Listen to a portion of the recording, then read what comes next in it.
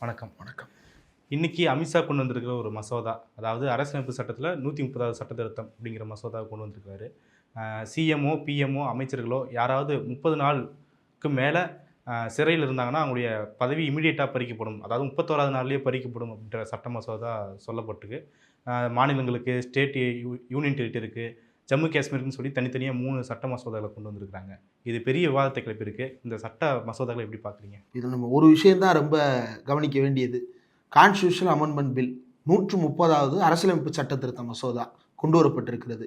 அமித்ஷா அதை முன்மொழிந்திருக்கிறார். முன்மொழியும் போதே ஜேபிசிக்கு அனுப்ப போகிறோம் அப்படின்னு அவர் பேசியிருக்கிறார். இந்த 3 வகையான திருத்தங்கள் இதுக்குள்ளே இடம்பெற்றிருக்கிறது. ஒன்று, article 75 prime minister and union council of ministers. Article 164 chief minister and council of ministers.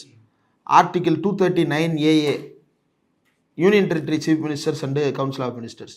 இதுதான் இதில் செய்யப்படுற திருத்தங்கள். என்ன திருத்தம் செய்யப்பட்டிருக்கு அப்படின்னா, இந்த ஒவ்வொருவருடைய குவாலிஃபிகேஷன் அண்ட் டிஸ்குவாலிஃபிகேஷன் கிரவுண்ட்ஸ் பல்வேறு சட்டங்களின் மூலமாக, அரசியலமைப்பு சட்டம் மட்டுமல்லாமல் ரெப்ரசன்டேஷன் ஆஃப் பீப்புள் ஆக்ட் மூலமாகவும் தீர்மானம் செய்யப்பட்டிருக்கிறது.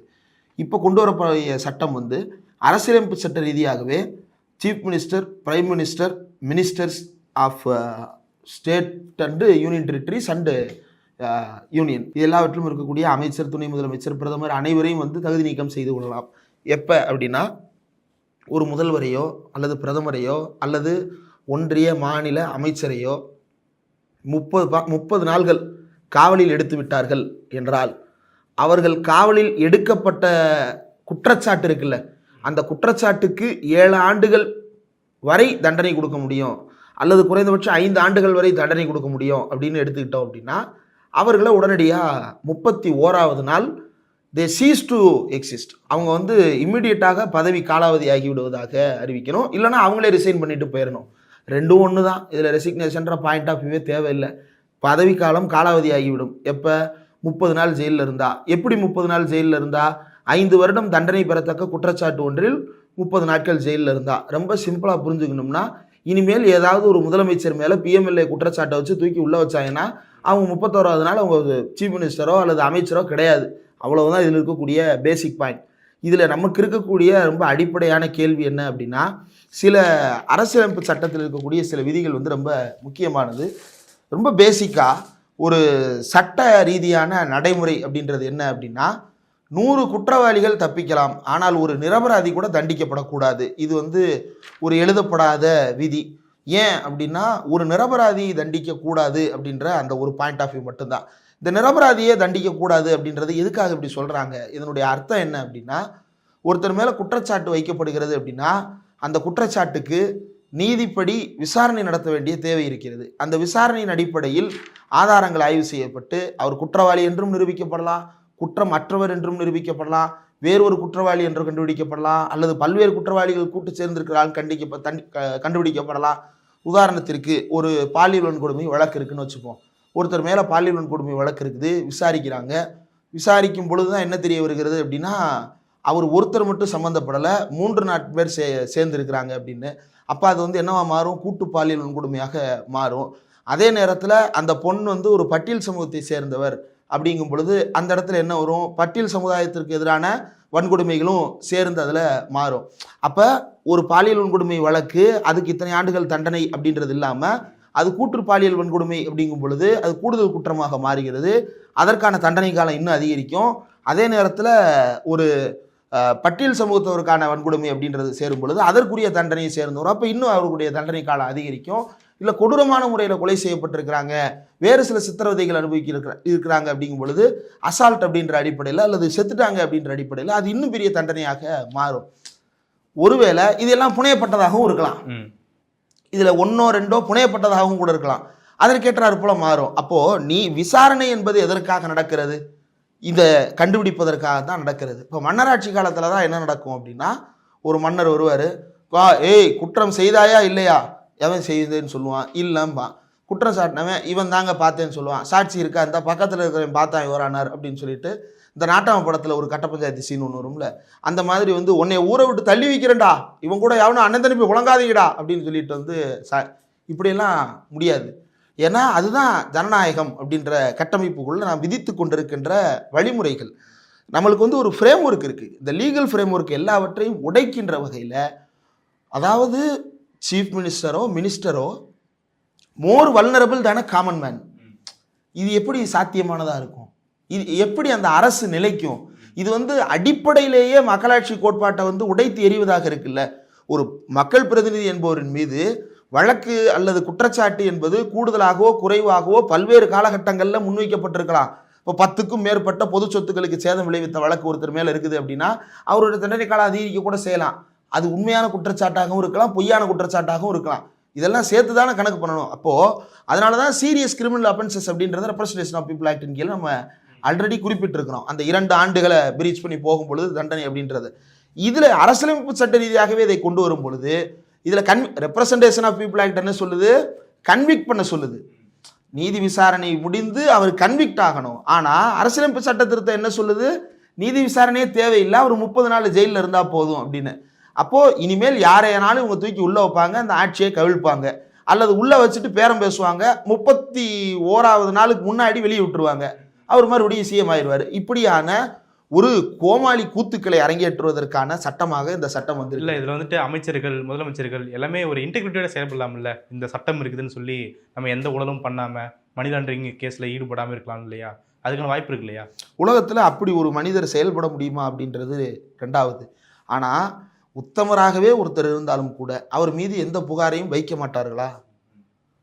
இந்தியாவே கொண்டாடுகின்ற ஒரு உத்தமர் யாரு? காந்தி. அவர் மேலே குற்றச்சாட்டு இல்லையா? திராவிட இயக்க தரப்புலேருந்து அவ்வளோ குற்றச்சாட்டுகள் இருக்குல்ல. இப்போ இதுக்கு என்ன செய்ய போகிறோம்? அப்போ குற்றச்சாட்டு இல்லாத மனிதன் ஒருத்தன் உலகத்தில் இருக்கவே முடியாது. அது எப்படி ஒரு அரசியலுக்குள்ளே போகும் பொழுது, இப்போ நம்ம யார்? ஊடகவியலாளர்கள். நம்ம மேலே 1000 கேஸ் எழுதுகிறான். எங்கே உட்காந்துக்கிட்டு? மெய்ட்டியில் உட்காந்துக்கிட்டு, கமெண்ட் செக்ஷனில் உட்காந்துக்கிட்டு, போகிற வரவன்லாம் அந்த கேஸில் போடு, இந்த கேஸில் போடுன்னு எழுதிட்டு இருக்கிறான். அப்போ ஒரு மக்கள் பிரதிநிதி மேலே எதிர்த்தரப்பிடமிருந்து எவ்வளவு வினைகள் வரும். இப்போ இதெல்லாம் உட்டோப்பியன் சொசைட்டியில் வாழ்கிறோமா? அவன் சுத்தமானவனாக இருந்தால் யாரும் அவனை கேள்வி கேட்க மாட்டார்கள். அப்போ அப்படின்னா என்ன அர்த்தம்? ஒரு மக்கள் பிரதிநிதி சுத்தமானவராக இருக்கிறார் அப்படின்னா மக்களில் 100% பேர் சுத்தமானவர்களாக இருக்கிறார்கள் அப்படின்னு தான் அர்த்தம் இல்லையா? யாருமே இந்த உலகத்தில் நோய் நொடி இல்லாத, குற்றங்குறை இல்லாத, இந்த ராமாயணம்லாம் படிச்சிங்க அப்படின்னா கடைசியாக ராமர் வந்து ஆற்றுல குதிச்சதெல்லாம் விட்டுருவாங்க. என்ன, சீதையை கூட்டு வந்ததுக்கப்புறம் 10,000 ஆண்டுகள் இந்த பொன்னுலகை ராமச்சந்திர மூர்த்தி அவர்கள் ஆட்சி செய்தார், உலகம் பொன்னால் விழுந்தது. அந்த தங்கம்லாம் எங்கே போச்சு? ஒன்று மண்ணுக்கு மேலே இருக்கணும், இல்லை மண்ணுக்கு கீழே இருக்கணும். அந்த தங்கம்லாம் எங்கே போச்சுன்னு தெரில, அந்த பொன்னுலகம் எங்கே போச்சுன்னு தெரில. இப்போ இது வந்து உட்டோப்பியன் வேர்ல்டு. அப்படியான உட்டோப்பியன் உலகத்தின் அடிப்படையிலலாம் ஒரு சட்டத்தை எழுத முடியாது.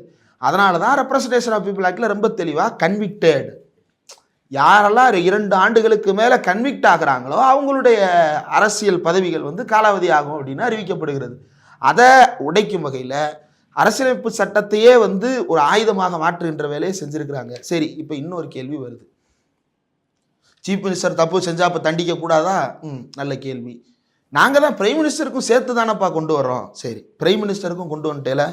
என் கையில் ஒரு பில் இருக்குது. இந்த பில் வந்து 2022 டிசம்பர் 9ஆம் தேதி ராஜ்யசபாவில் இன்ட்ரடியூஸ் பண்ணப்பட்டது. Constitution amendment bill 2022. இதை இன்ட்ரடியூஸ் பண்ண ஒரு பேரை நான் பிறகு சொல்கிறேன். அந்த பில்லில் ஒரு விஷயம் குறிப்பிட்டிருக்கிறாங்க. ஆர்டிக்கிள் 157. அந்த ஆர்டிக்கிள் 157 எது பற்றினது அப்படின்னா கவர்னருடைய தகுதிகள் தொடர்பானது. 157 கீழ் 2 என்ன சொல்லுது? A person shall be disqualified for appointment as governor. அதாவது ஒரு கவர்னராக இருப்பவரை எப்பெல்லாம் டிஸ்குவாலிஃபை பண்ணலாம் அப்படின்னா அதற்கு சில வரைமுறைகளை இந்த பிரைவேட் மெம்பர் பில் முன்வைக்கிறது. என்னென்ன முன்வைக்கிறது? அவர் ஏற்கனவே சுப்ரீம் கோர்ட்லேயோ ஹை கோர்ட்லேயோ ஜட்ஜாக இருந்திருந்தால், அவர் member of parliament of either house 10 ஆண்டுகளுக்கு மேல் பணியாற்றி இருந்தால், ஒரு மாநிலத்தில் முதல்வராக அமைச்சராக 10 ஆண்டுகள் பணியாற்றி இருந்தால், 75 வயதை தாண்டியவர்களாக இருந்தால், ஏதோ ஒரு கட்சியினுடைய ஆஃபீஸ் பேரராக அவர் 10 ஆண்டுகள் இருந்திருந்தால், அல்லது ஏதோ ஒரு குற்ற வழக்கில் சம்பந்தப்பட்டவராக இருந்தால், has been convicted of any criminal offense with the punishment of 1 year. ஏதோ ஒரு வழக்கில் தண்டிக்கப்பட்டவராக இருந்தால் has had a charge framed against him by a court for an offense involving moral turpitude, அதாவது கண்ணிய குறைவான ஒரு விவகாரத்தில் கோர்ட்டால் தண்டிக்கப்பட்டவராக இருந்தால் அவர் தகுதி நீக்கம் செய்யப்படலாம். கவர்னராக இருப்பவர் தகுதி நீக்கம் செய்யப்படலாம். இது சரியா தப்பா? சரிதான். கன்விக்டா இருந்தால் அவர் வந்து டிஸ்குவாலிஃபை பண்ணுங்கன்னு சொல்றாங்க. கரெக்டாக தானே இருக்குது. அவர் ஏதாவது ஒரு கோர்ட்டால் தண்டிக்கப்பட்டவராக இருந்தால் அவரை வந்து அந்த பதவியிலேருந்து நீக்கம் பண்ணணும்னு சொல்லுது. சரியாக தானே இருக்குது. அவர் ஏதாவது ஒரு அரசியல் கட்சியில் ஆஃபீஸ் பேரராக இருந்திருந்தார் 10 வருஷத்துக்கு மேலேனா அவரை இருக்கக்கூடாதுன்னு சொல்லுது. சரியாக தானே இருக்குது. ஹைகோர்ட்டில் சுப்ரீம் கோர்ட்டில் ஜட்ஜாக இருந்தவர் இங்கே வரக்கூடாதுன்னு சொல்லுது. ஏன்? அவன் ஜட்ஜ்மெண்ட் எழுதி இங்கே வர்றதுக்காண்டியே வருவான்றதுக்காக அதை கூடாதுன்னு சொல்லுது. இது சரியாக தானே இருக்குது. இது இன்ட்ரடியூஸ் பண்ணவர் திமுகவினுடைய நாடாளுமன்ற உறுப்பினர் மாநிலங்களவையை சேர்ந்த மூத்த வழக்கறிஞர் வில்சன் அவர்கள். இதை ஏற்றுக்கிட மாட்ட அரசியலமைப்பு சட்டத்தின் கீழே பிரசிடென்ட், கவர்னர்ஸ் அண்ட் ராஜ் பிரமுக்ஸ், இப்போ ராஜ் பிரமுக்ஸ் கிடையாது, president's and governors immune from any civil R criminal cases. எந்த விதமான குற்றவியல் மற்றும் குடியியல் வழக்குகளிலும் அவர்களை விசாரிக்கவோ தண்டிக்கவோ அவர்களுடைய பதவிக்காலத்தில் முடியாது. இன்னைக்கு உச்சநீதிமன்றத்தில் பிரசிடென்சியல் ரெஃபரன்ஸ் தொடர்பான விவாதத்தில் உச்சநீதிமன்றத்தில் ஒன்றிய அரசு தரப்பு வைத்த வாதம் என்ன? அவர்கள் ஒன்றும் தபால்காரர்கள் கிடையாது, ஒன்றிய அரசாங்கத்தின் பிரதிநிதிகள். அவர்கள் தேர்ந்தெடுக்கப்பட்ட பிரதிநிதிகளுக்கு சற்றும் சளைக்காதவர்கள், தேர்ந்தெடுக்கப்பட்ட பிரதிநிதிகளுக்கு சற்றும் குறைவில்லாதவர்கள், அதிகாரத்திலும் சற்றும் குறைவில்லாதவர்கள் அப்படின்னு நீங்க சொல்லும் பொழுது தண்டனையிலும் சற்றும் குறைவில்லாதவர்கள் ஏத்துக்க. முதல்ல நீ அவர்கள் சற்றும் குறைவில்லாதவர்கள் சொல்றதே மோசடியான வாதம். இப்ப இதை கவர்னருக்கு ஏன் பொருத்தக்கூடாது? ஏன் கவர்னருக்கு இதை கொண்டு வரல? நீ வந்து பிரைம் மினிஸ்டருக்கு கொண்டு வந்துட்ட, யூனியன் மினிஸ்டருக்கு கொண்டு வந்துட்ட, ஸ்டேட் சீஃப் மினிஸ்டருக்கு கொண்டு வந்துட்ட, ஸ்டேட் மினிஸ்டர்ஸுக்கு கொண்டு வந்துட்ட, யூனியன் டெரிட்டரி மினிஸ்டர், சீஃப் மினிஸ்டர்ஸுக்கு கொண்டு வந்துட்ட, கவர்னருக்கும் சேர்த்துரு, பிரசிடென்ட்டுக்கும் சேர்த்துரு. இல்லை, கவர்னருக்கு அங்கே வாதாடும் போது 35 சட்டத்துக்கெல்லாம் போகிறாங்கல்ல. கவர்னர் தொடர்பான இம்யூனிட்டியை பற்றி பேசும் பொழுது உச்சநீதிமன்றம் மட்டுமல்ல, சுப்ரீம் கோர்ட்டு வாயவே திறக்காது. 2 பேருக்கு தான் அரசியலமைப்பு சட்டத்தில் இந்த இம்யூனிட்டி கொடுக்கப்பட்டிருக்கிறது. ஒன்று கவர்னர், இன்னொன்று பிரசிடென்ட். சீஃப் ஜஸ்டிஸுக்கு அது கிடையாது. உங்களுக்கு ஞாபகம் இருக்குதா? ரஞ்சன் கோகாய் மேலே ஒரு பாலியல் குற்றச்சாட்டு, ரஞ்சன் கோகாயை விசாரிச்சார், அது வேற. ஆனால் விசாரணை நடைபெற்றது கோர்ட்டில். ஜஸ்டிஸ் வர்மா கோர்ட் விசாரித்து கொண்டு தான் இருக்கிறது. கவர்னர் மேலே அப்படி இன்டர்னல் என்கொயரி கூட நடத்த முடியாது. அரசியலமைப்பு சட்டத்துக்கு விரோதமானது அது. அப்போது மக்களால், அதாவது 6 கோடி மக்களால் தேர்ந்தெடுக்கப்பட்ட ஒரு மாநிலத்தின் முதலமைச்சர், அமைச்சர்கள், எம்எல்ஏக்களுக்கு இல்லாத ஒன்று, எங்கேயோ எதுக்கோ யாருக்கோ கால் கழுவி விட்டு, எங்கேயோ வால் பிடிச்சு, எங்கேயோ கூள கும்பிடு போட்டு வந்த ஒரு அதிகாரிக்கு இருக்கிறதா? அப்போ இதை எங்க புரிஞ்சுக்கிட வேண்டியது இருக்கு அப்படின்னா, எலெக்ஷன் கமிஷனருக்கு அரசியல் சட்டத்தில் இம்யூனிட்டி இல்லை, ஆனால் நாடாளுமன்ற சட்டத்தில் இம்யூனிட்டி கொடுத்துட்டான். இம்பீச்மெண்ட் மட்டும்தான் அவரை நீக்குவதற்கான வழி அப்படின்னு சொல்லிட்டு. ஏன் இம்பீச்மெண்ட் மட்டும்தான் வழி? நம்ம தான் பெரும்பான்மையாக இருக்க போகிறோன்னு அவனுக்கு ஒரு நம்பிக்கை. எப்படி பெரும்பான்மையாக இருப்போன்ற நம்பிக்கை அவனுக்கு வருது? அவன் தான் எலெக்ஷனை பூரா திருடி வச்சிருக்கான்றதை ராகுல் காந்தி எக்ஸ்போஸ் பண்ணியிருக்கிறாரு. அதுக்கு பிஜேபியும் சீஃப் எலெக்ஷன் கமிஷனரும் வெளிப்படுத்துகிற பதற்றத்திலே புரியுது இவன் திருடித்தான் வச்சிருக்கான்றத. அப்போ திருடப்பட்ட ஒரு மெஜாரிட்டியின் மூலமாக இஷ்டத்துக்கு சட்டத்தை எழுதி கொள்வது. அடுத்து இன்னொரு என்ன செய்யுது அப்படின்னா, ஏற்கனவே இந்தியாவினுடைய அதிகார வர்க்கம் அத்தனையிலையும் லேட்டரல் என்ட்ரியில் போஸ்டிங் போடலான்ற சட்டத்தை இவங்க நிறைவேற்றி வச்சிருக்கிறாங்க. இது எல்லாமே ஒரே ஒரு விஷயத்தை தான் உணர்த்துகிறது. மக்களுடைய மேண்டேட்டுக்கு, மக்களுடைய வாக்கிற்கு எந்த மதிப்பும் மரியாதையும் கிடையாது என்பதை தவிர இதில் வேற எந்த அர்த்தமும் கிடையாது. இது அப்படியே எதோடு பொருந்தி போகிறது அப்படின்னா, ஹிட்லர் 1933 1945 வரை என்ன செய்தானோ அதோடு அப்படியே பொருந்தி போகிறது. ஹிட்லர் இதே தான் செய்தார். இப்போ இவங்க என்ன சொல்றாங்க? அசம்பிளியை காப்பாற்றணும், இப்படி குற்றவாளிகள் கையில் அசம்பிளி மாட்டிடக்கூடாது, லெஜிஸ்லேச்சரை காப்பாற்றணும், ஒரு குற்றவாளி கையில் லெஜிஸ்லேச்சர் சிக்கிடக்கூடாது, அதனால நாங்கள் இதை கொண்டு வர்றோம் அப்படின்னு சொல்றாங்க இல்லையா? ஹிட்லர் அதே தான் சொன்னார். என்ன சொன்னார் அப்படின்னா, 1933 மார்ச் மாதம் 23 எனேபிளிங் ஆக்ட், வெளியில் சொல்கிற பேர் எனேபிளிங் ஆக்ட். பிறர் ஹிட்லர் சொன்னது law to remove the distress of the people and the state, மக்கள் மற்றும் அரசின் குறைகளை களைவதற்கான சட்டம். அந்த சட்டத்தின் கீழே என்னென்ன செஞ்சான்? நாடாளுமன்றத்தின் சட்டங்கள், அதாவது அவனுடைய சட்டங்கள் இருக்கு இல்லையா, அரசியலமைப்பு சட்டத்தை மீறிய சட்டங்களை கூட இயற்றுவதற்கு அதிகாரம் உண்டு அப்படின்னு திருத்தினான். அதுக்கு பேர் நாடாளுமன்றமா? ஆமா, அரசியலமைப்பு சட்டத்தையே மீறலாம். எதற்காக அப்படின்னா இந்த நாடாளுமன்றத்தின் மாண்பை காப்பதற்காக. இவன் செய்யறது என்ன? சரி, இப்படி அவன் கொண்டு வந்த இந்த சட்டம் இருக்கு இல்லையா, இந்த சட்டத்தில் ஆர்டிகிள் 1, அதாவது எனேபிளிங் ஆக்டில் ஆர்டிகிள் 1 என்ன சொல்லுதுன்னா, including article 85 sentence 2 and article 87. இதில் இந்த ஆர்டிகிள் 85, அதாவது ஜெர்மன் கான்ஸ்டியூஷனில் என்ன அப்படின்னா, federal government may with the consent of Bundesrat issue general administrative rules. பொது நிர்வாக சட்டங்களை கீழவையினுடைய ஒப்புதலோடு ஃபெடரல் கவர்மெண்ட் நிறைவேற்ற வேண்டும். இதையும் மீறுவதற்கு யாருக்கு அதிகாரம் உண்டு? ஹிட்லருக்கு அதிகாரம் உண்டு. சான்சலருக்கு தான் அதிகாரம். சான்சலர் தான் கவர்மெண்ட்டை டிக்டேட் பண்ண போறாரு, அவருக்கு தான் அதிகாரம். இப்போ இவன் செய்யறது என்ன? சரி, இந்த சட்டத்தை கொண்டு வந்த போது ஹிட்லருக்கு நாடாளுமன்றத்தில் மெஜாரிட்டி இருந்ததானா? கிடையாது. 37% தான் வாக்களித்ததே. 60% குறைவாக தான் வாக்களிச்சாங்க. 37% தான் ஹிட்லருக்கு இருந்தது. இதை நிறைவேற்றுவதற்கு அவருக்கு என்ன தேவைன்னா 2/3 மெஜாரிட்டி தேவை. இந்த 2/3 மெஜாரிட்டியை ஸ்கிப் பண்றதுக்கு அவர் என்ன பண்ணியிருப்பாருன்னு நினைக்கிறீங்க? தெரியல, குதிரை பேரம் பேசுற மாதிரி ஏதாவது பண்ணியிருக்கலாம். நாடாளுமன்ற உறுப்பினர்களை தகுதி நீக்கம் செய்தார். ஓகே, இதை யார் செஞ்சா? 147 எம்பிகளை சஸ்பெண்ட் பண்ணாங்க. எந்த வருஷம்? 2023 டிசம்பர்.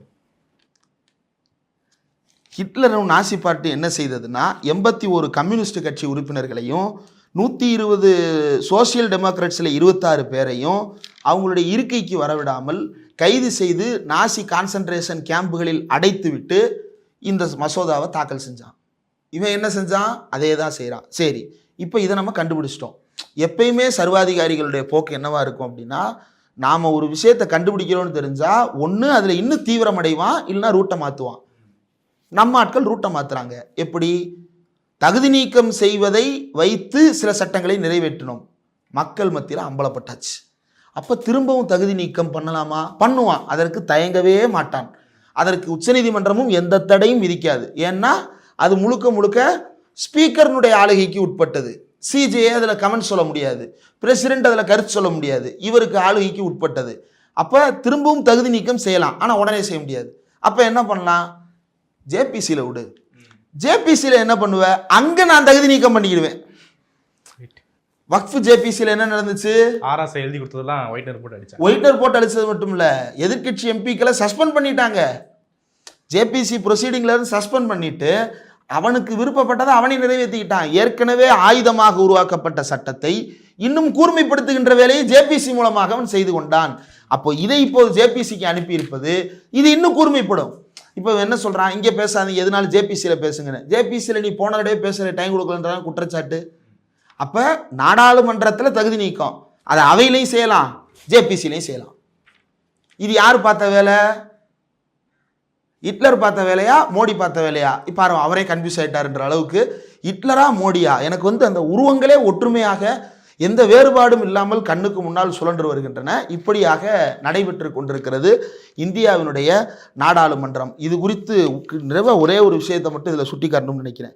ஹிட்லருடைய இந்த கொடுங்கோலாட்சி அல்லது பாசிசத்திற்கு எதிராக பிற்காலத்தில் அவர் படையெடுப்பால் வீழ்த்தப்படுகிறார்.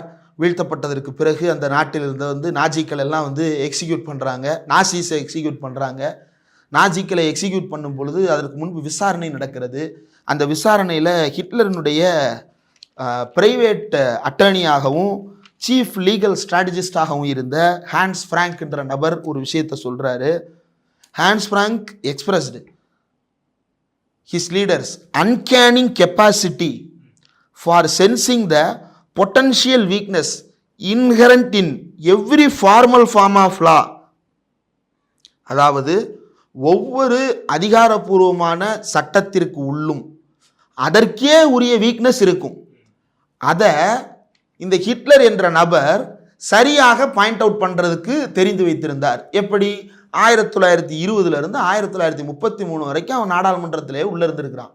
உள்ளே இருந்தவன் என்ன பண்ணுறான்? பீர்கால் ரெவல்யூஷன்லாம் பண்ணி பார்க்குறான், ஒன்றும் வேலைக்கு ஆகலை. அதற்கப்புறம் தான் அவன் முடிவெடுக்கிறான், நாம் எது செஞ்சாலும் சட்டப்படி செய்யணும், சட்டத்தை மீறவே கூடாது.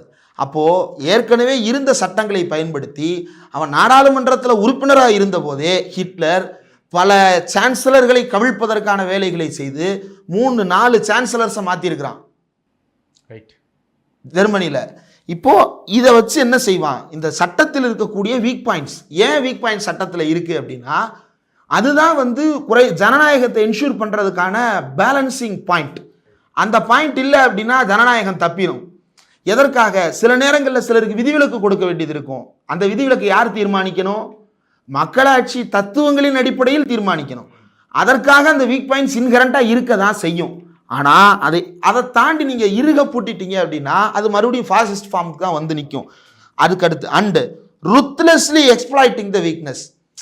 இப்போ அரசியலமைப்பு சட்டத்தில் அமெண்ட்மெண்ட் பண்ணலாம் அப்படின்றது வந்து ஒரு சின்ன லீக் பாயிண்ட். அமெண்ட்மெண்ட் பண்ணலாம்ல, நான் என்னன்னாலும் பண்ணுவேன். அதுதான் மோடியினுடைய ஃபார்முலா. என்ன பண்ணா, ஒரு சின்ன பாயிண்ட்டு என்ன பண்ணா, சோசியலி அண்ட் எஜுகேஷனலி பேக்வேர்டு. நான் ஒன்றும் பண்ணல, நடுவில் என்ன பண்ணிக்கிட்டேன், எக்கனாமிக்கல் மட்டும் போட்டுக்கிட்டேன். போட்ட உடனே என்ன ஆயிடுச்சு, இடபிள்யூஎஸ் வந்துருச்சு, 10.5 உள்ள வந்துட்டான், லேட்டரல் என்ட்ரி உள்ள வந்துட்டான். எவ்வளோ பெரிய திறப்பை ஏற்படுத்துது, ஒரு சின்ன ஓட்டை தான். இந்த அமெண்ட்மெண்ட் அப்படின்றது ஒரு சின்ன பாயிண்ட் தான். அந்த பாயிண்ட்டுக்குள்ளே எவ்வளோ பெரிய வேலைகளை இவன் செய்ய முடிகிறது. அப்போது இதை எதிராக கேள்வி கேட்க வேண்டியது யார் அப்படின்னா லீகல் தியரிஸ், அதாவது வழக்கறிஞர்களும் நீதிபதிகளும். இந்த வழக்கறிஞர்கள் நீதிபதிகளும் ஹிட்லருடைய ஆட்சி காலத்தில் என்ன செய்தார்கள் அப்படின்னா, இது குறித்து ஒரு நீதிபதி ஒருத்தர் எழுதுகிறார். அவர் அமெரிக்காவினுடைய ஒரு நீதிமன்றத்தினுடைய முக்கியமான நீதிபதியாக இருந்து ஓய்வு பெற்றிருக்கிறார். அவருடைய அப்பா இந்த ஹோலோகாஸ்ட் கேம்புகளில் இருந்து தப்பித்து ஓடி வந்தவர் ஜெர்மனியிலிருந்து. அவருடைய அப்பா அம்மா உள்ளிட்டவர்கள் போலாண்டு, ஹாலண்டு, லித்துவேனியா வழியாக தப்பி ஓடி வந்தவர்கள் ஜெர்மனியிலிருந்து வந்து அமெரிக்காவில் செட்டில் ஆகிறாங்க. அதுக்கப்புறம் அவர் அங்கே யூதராக இருந்தவர் அங்கேயே படித்து முன்னேறி அங்கே நாட்டினுடைய நீதிபதியாக மாறுகிறார். அவர் வந்து ஒரு இது எழுதுகிறார், ஒரு பெரிய ஒரு ஆர்டிக்கல் எழுதுகிறார். அதில் அவர் சொல்கிறாரு, Hitler obtained and increased is dictatorial power not in violation of but in accordance with and assisted by German law. Some laws already existed and others are created by the Nazis. சில சட்டங்கள் ஏற்கனவே இருந்தன, சில சட்டங்களை அவர்கள் ஏற்றி கொண்டார்கள். In interpreting the Nuremberg race laws, நியூரம்பர்கில் இயற்றப்பட்ட இனவாத சட்டங்களை the German supreme court effectively legitimised, ஜெர்மனியினுடைய உச்சநீதிமன்றம் சட்ட ரீதியான அங்கீகாரத்தை வழங்கியது. And the injustice based on the race, இனப்படுகொலையை சட்ட ரீதியாக அங்கீகரிக்கின்ற வேலையை ஜெர்மன் உச்சநீதிமன்றம் செய்தது. எதன் மூலமா? நியூரம்பர்க் சட்டங்களை ஆதரித்ததன் மூலமா. நம்ம உச்சநீதிமன்றம் என்ன செய்து, சிஏஏ என்ஆர்சியை ஆதரிக்கும், பாபர் மசூதி இடிக்கப்பட்டதை ஆதரிக்கும், இடிக்கப்பட்ட குற்றவாளிகளை விடுதலை செய்ததை ஆதரிக்கும், அந்த இடிக்கப்பட்ட குற்றவாளிகளுக்கு பாரத ரத்னா கொடுப்பதை வேடிக்கை பார்க்கும், இந்தியா முழுவதும் பசு படுகொலை என்கின்ற பெயரில் கொடூரங்களை அரங்கேற்றி கொண்டிருப்பவர்களை வேடிக்கை பார்க்கும். ஒரு அரசாங்கம் 3 லட்சம் அமெரிக்க டாலர்கள் மதிப்பிலான இஸ்லாமியர்களுடைய வீடுகளை இடித்து தரைமட்டமாக்கி கொண்டிருக்கும். அதற்கு எதிராக சட்ட வழிகாட்டுதலை மட்டும் காட்டுவார்கள். ஆனால் இடித்து உதாசீனப்படுத்தப்பட்ட மக்களுக்கு எந்த நீதியும் வழங்கப்படாது, இடித்த நபர்களுக்கு எந்த தண்டனையும் வழங்கப்படாது. அப்போ பாபர் மசூதி என்பது ஒரு பெரிய ஸ்ட்ரக்சர் இடிக்கிறது மட்டுமல்ல, ரோட்டில் இருக்கின்ற ஒரு சாதாரண இஸ்லாமியரின் குடிசை இடிப்பது வரைக்கும் அதே ஃபார்முலாவை தான் போய் செய்கிறது. உச்சநீதிமன்றம் என்ன செய்து வேடிக்கை பார்க்கிறது. லெஜிட்டிமைஸ் பண்ணிருச்சுன்ற இடத்துக்கு கூட போக வேண்டாமே, பீனலைஸ் பண்ணல, which means legitimising in other ways. இதை நான் சொல்லலை. ஒரு 30 வருஷம் கழித்து, ஒரு 50 வருஷம் கழித்து, அல்லது ஒரு 100 வருஷம் கழித்து இந்தியாவில் உண்மையிலே ஒரு மக்களாட்சி நாடாக வாழ்ந்து கொண்டிருக்கும் பொழுது அப்போது ஆய்வு செய்பவர்கள் பிஆர் கவாயோ சந்திரசூட்டையோ அடுத்து வரப்போகிற சூரியகாந்தியோ இப்படி பேசிடக்கூடாதுன்னு நான் நினைக்கிறேன். ஏன்னா இதில் அவமானப்பட போகிறது நானும் சேர்ந்து தான். இன்றைக்கி நம்ம என்ன சொல்கிறோம், ஜெர்மானியர்களில் நாஜியை ஆண்டபோது நாஜிக்கு எதிராக மக்களுக்குள் யாராவது பேசினார்கள் அப்படின்ற குறிப்பு நம்மளுக்கு தெரியுமா? தெரியாது. நாஜி ஆண்ட போது ஜெர்மானியம் பூராமே இனவாதியாக இருந்தான்றது தானே இன்றைக்கு நம்ம பேசுகிறோம். அப்படிதானே வரலாறு அதை பார்க்கிறது. அப்போ அப்படிதானே இந்தியர்களையும் எதிர்கால சமுதாயம் பார்க்கும். இதை நீதிமன்றம் என்ன செய்து வேடிக்கை பார்க்கும். நாடாளுமன்ற உறுப்பினர்கள் ஒன்றும் செய்ய முடியாது. ஏன்னா அவனை பூரா இன்டிமிடேட் பண்ணி, பெர்சிக்யூட் பண்ணி, அவனை கான்சன்ட்ரேஷன் கேம்பில் அடைப்பது போல ஜெயிலுக்குள் அடைத்து. கெஜ்ரிவால் எங்கே போனார்? அங்கே நாசி கான்சன்ட்ரேஷன் கேம்ப்பு, இங்கே மோடி கான்சன்ட்ரேஷன் கேம்ப்பு. ஹேமந்த் சோரன் எங்கே போனார்? மணிஷ் சிசோடியா எங்கே போனார்? இன்னும் இந்தியா முழுவதும் இருக்கின்ற எதிர்க்கட்சி எம்பிக்கள் என்ன ஆனார்கள்? எப்படி அவர்கள் முடக்கப்பட்டார்கள்? அவர்கள் எல்லாம் தேவர் பெர்சிக்யூட்டட். தேவர் இன்டிமிடேட்டட். இதுதான் அங்கே நாசியில் நடந்தது, இங்கே ஜெர்மனியில் நடந்தது, இங்கேயும் நடந்து கொண்டிருக்கிறது. இதை நீதிமன்றங்கள் வேடிக்கை பார்க்கின்றன. நீதிமன்றங்கள் இதை வேடிக்கை பார்ப்பது மட்டுமல்லாமல் ஒரு போட்டி நடக்குது அதிகார வர்க்கத்துக்கும் லீகல் தியரிஸ்டுக்கும். நான் யாரையும் குறிப்பிட்டு சொல்லலை. பாரர் ஸ்ட்ரூடர் அப்படின்றவர் எழுதுறாரு, இன் ரெஸ்பாண்டிங் டு ரெய்ஸ்டாக் ஃபயர் டிகிரி, அதாவது அங்கே எமர்ஜென்சி டிக்ளேர் பண்ணாங்க நாஜிக்கல் அண்ட் எனேபிளிங் ஆக்ட், அந்த அரசியலமைப்பு சட்டத்தின் அதிகாரத்தை தான் எடுத்துக்கொள்வது. த leading legal theorist in Germany aimed to outdo each other in their ideological efforts to serve the new rulers and helped to validate. புதிய ஆட்சியாளர்கள் கொண்டு வந்த சட்டங்களுக்கெல்லாம் யார் அதீத ஆதரவை தருவது என்பதில் தான் அவர்களுக்குள் போட்டியே இருந்தது. இப்போ சாமிநாதன் டெமோகிராஃபி சேஞ்ச் ஆகுதுன்னு பேசுறாரு, மோடியும் ஹை பவர் டெமோகிராஃபிக் மிஷன்னு பேசுறாரு. இது ரெண்டுக்கும் ஒற்றுமை இல்லையா? இவரும் ஏபிஏபி கூட்டங்களுக்கு போயிருக்கிறாரு, அவர் ஏபிவிபி கூட்டங்களுக்கு போயிருக்கிறாரு. ரெண்டுமே ஆர்எஸ்எஸ்னுடைய கிளை அமைப்பு. அப்போ இதுக்கு இடையில நெட்வொர்க் எதுவுமே இல்லையா? இல்லாத ஒரு கூட்டத்தில் தான் போய் தான் ஒரு காரியகர்த்தான்னு சாமிநாதன் பேசிட்டு வர்றாரா? அதாவது பாரர் ஸ்டூடர்கள் சொல்லுவது, these legal theories and their writings were educating the Germany's future lawyer with Nazi ideology. ஜெர்மனியினுடைய எதிர்கால வழக்கறிஞர்களை நாஜிக்களாக மாற்றுகின்ற வேலையை இந்த சட்ட வல்லுநர்கள் செய்து கொண்டிருந்தார்கள். இவங்க என்ன செய்கிறாங்க நான் சொல்லலை, அவங்க என்ன செய்கிறாங்க நான் சொல்லலை. ஆனால் என்ன நடக்குதுன்றது பார்க்குறவங்களுக்கு நல்லா தெரியும். அப்போது அங்கு நடப்பது அப்படியே இங்கே நடக்கிறது. இது மட்டும்தானா அப்படின்னா இல்லை. இப்போ அமித்ஷா இன்றைக்கு இதை ஏன் செய்திருக்கிறார் அப்படின்னா, இது ஒரு கோயபல்ஸ் பிரச்சாரம். கோயபல்ஸ் பிரச்சாரம் அப்படின்றது என்ன அப்படின்னா, வேற ஒரு பக்கம் ஏதோ ஒன்று நடந்துகிட்டு இருக்கும், அதை திசை திருப்புவதற்கு வேற ஒன்றை காட்டுவாங்க. அதாவது அங்கே பாரு கொசு போது பின்னாடி ஒரு யானை போயிட்டு இருக்கும். இதுதான் அந்த ஃபார்மெட்டு. இப்போது ஒரு பக்கம் ஓட்ஷோரின்ற பேரில் ராகுல் காந்தி நாட்டையே அதிர வைத்திருக்கிறார். ஞானேஸ்வர் குமார் இதுவரை யார் வைத்த குற்றச்சாட்டுக்கும் பதில் சொல்லாத நபர் ராகுல் காந்தி சொன்னவுடன் ஓடி வந்திருக்கிறார் பதில் சொல்வதற்கு. அப்போ அவனுக்கு பயம் வந்துருச்சு. இன்னொரு பக்கம் பிரசிடென்ஷியல் ரெஃபரன்ஸில் சூரியகாந்த் நீதிபதிகள் அமர்வு, we cannot nullify the judgement, Tamil Nadu வழக்கை நாங்கள் முடித்து வைக்க, தமிழ்நாடு வழக்கினுடைய தீர்ப்பு மாற்றி அமைக்க மாட்டோம்னு சொல்லிட்டாங்க. அப்போது இவனுக்கு ஏதோ ஒரு அச்சுறுத்தல் வருகிறது. அப்போ இதை திசை திருப்பணும். என்ன செய்வது? கோயபல்ஸ் போல இங்கே இந்த சட்ட மசோதாவை இன்னைக்கு தூக்கிட்டு வந்துட்டாச்சு. இப்போ நம்ம ஓட்ஸ் வரைக்கும் போக முடியுமா? முடியாது. பிரசிடென்சியல் ரெஃபரன்ஸுக்கு போக முடியுமா? முடியாது. ஆனால் நாம் புரிந்து கொள்ள வேண்டியது என்ன அப்படின்னா, இது மூணு வேற வேற இல்லை, இது மூணுமே ஒன்று தான். அது என்ன? மக்களின் தீர்ப்புக்கு மதிப்பு இல்லை, ஆர்எஸ்எஸ்க்கே முழு அதிகாரம், ஸ்டேட்டும் பார்ட்டியும் ஒன்று, இந்த இந்தியன் ஸ்டேட் என்ற இந்திய அரசும் ஆர்எஸ்எஸும் ஒன்றாகிவிட்டது என்பதனுடைய துவக்க விழாவாக இதை நாம் பார்க்க வேணும். இது ஏற்கனவே அவர் கொடியேற்றும் போதே அறிவிச்சிட்டாரு, ஆர்எஸ்எஸ் தான் இந்த நாட்டுக்கு உழைத்த அமைப்புன்னு. இதுக்கு மேலே ஒரு மனுஷனால ஓப்பன் ஸ்டேட்மெண்ட்டை இந்த நாட்டில் கொடுக்க முடியாது. அப்போது இதில் நாம் பேச வேண்டிய இன்னொரு புள்ளி, மாநிலத்துக்கான சுயாட்சி அதிகாரம் என்ன?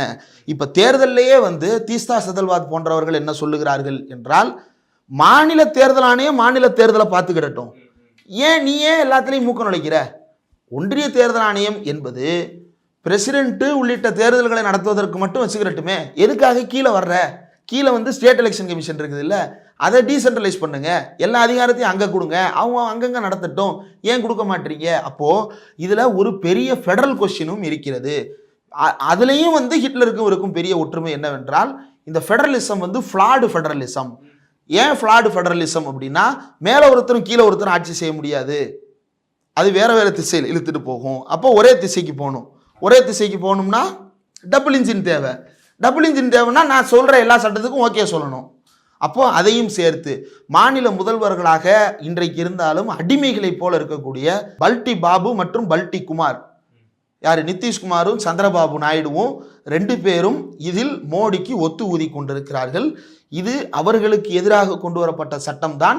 அப்படிப்பட்ட அடிமைகளை, எடப்பாடி பழனிசாமி போன்றவர்களை நிரந்தரமாக தங்கள் அடிமைகளாகவே தங்கள் கைக்கூலிகளாகவே வைத்துக் கொள்ள வேண்டும் என்கின்ற பெரிய திட்டமும் இதற்குள் அடக்கம். அதுதான் கேசி வேணுகோபால் வார்த்தை முன்வைக்கிறாரு. ஆமா. பிளாக்மெயில் பண்றதுக்காக தான் சட்டம் கொண்டு வராங்க. ஆமா, அதை சந்திரபாபு காரு இப்ப அவர் கவலைப்பட மாட்டாரு. ஏன்னா ஆளுங்கட்சி 5 வருஷம் ஓட்டிடுவாங்க. அதுக்கப்புறம் ஓட்ட திருடி எப்படி மறுபடியும் ஜெயிக்க வைப்பான், அப்படியே பொழப்ப ஓட்டிடலாம், சாகிற வரைக்கும் இப்படி சமாளிச்சுக்கலான்னு மக்களுக்கு துரோகம் செய்து கொண்டிருக்கிறார்கள். தமிழ்நாடு முதலமைச்சர் மு.க. ஸ்டாலின், கேரள முதலமைச்சர் பினராயி விஜயன், மகாராஷ்டிராவை சேர்ந்த உத்தவ் தாக்கரே, பீகாரை சேர்ந்த தேஜஸ்வி யாதவ் மற்றும் உத்தரப்பிரதேசை சேர்ந்த அகிலேஷ் யாதவ் போன்றவர்கள் தான் இதில் முன்னணியில் நின்று இந்த போராட்டத்தை முன்னெடுக்க வேண்டும். மாநில உரிமைக்கு எதிரான இந்த சட்டங்களை, மாநில உரிமைக்கு எதிரான இந்த ஒன்றிய அரசின் எதேச்சதிகார போக்கினை, மக்களுடைய தீர்ப்புக்கு மதிப்பளிக்காத இந்த ஒன்றிய அரசினுடைய அரசியல் சட்ட திருத்த மோசடிகளை அம்பலப்படுத்தி ஒரு பொது கருத்துக்கு சேர வேண்டும். தொடர் போராட்டங்களை முன்னெடுக்க வேண்டும். இது தேர்தல் களத்தை தாண்டிய ஒரு தீவிரமான பிரச்சனை. இந்த பிரச்சனையை தீவிரமாக பேசி உரையாடலை முன்னெடுக்காவிட்டால் மோடி அரசு என்ன செய்து கொண்டிருக்கிறது என்பதை கண்டே பிடிக்க முடியாது. கடைசியில் கிறிஸ்டல் நாட்டில் போய் நிற்கும். கிறிஸ்டல் நாக்னா ஒன்றும் இல்லை, எல்லாம் முடிஞ்சதுக்கு பிறகு அவனை கொண்டு போய் படுகொலை செய்வது. அந்த படுகொலை மட்டும்தான் இன்னும் நடக்காமல் இருக்கிறது. அது ஏற்கனவே அதை மோடி ட்ரையல் பார்த்துட்டாரு. எங்கே? குஜராத்தில் ட்ரையல் பார்த்துட்டாரு. அங்கேயும் கோயபல்ஸ் ஃபார்முலா தான். கோயபல்ஸுடைய டைரி குறிப்பு நவம்பர் 9/10/1938 ஒரு மிகப்பெரிய கொடூரங்கள் அங்கே அரங்கேறியது. அந்த இரவுகளில் வீதிகள் பூரா யூதர்கள் கொடூர சித்திரவதைகளுக்கும் கொலைகளுக்கும் ஆட்படுத்தப்பட்டார்கள். அப்போ கோயபல்ஸ் டைரியில் எழுதியிருப்பது, he decides, யாரு?